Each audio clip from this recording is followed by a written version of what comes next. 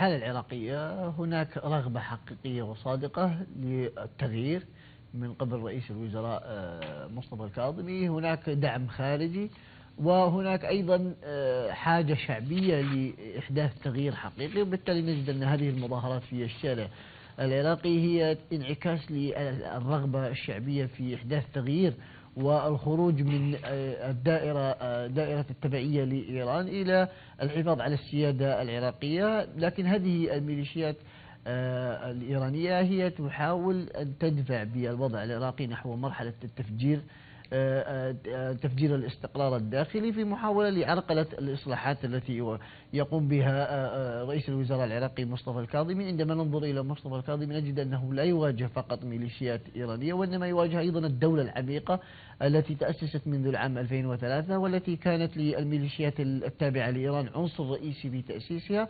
وبالتالي نجد أن هي تحاول أن تضع الكثير من العراقيل أمام مصطفى الكاظمي والإصلاحات التي يقوم بها، مثلا ما يقوم به محاولات الاغتيال التي تحدث في الشارع العراقي، أيضا استهداف السفارة الأمريكية بين الفترة والأخرى.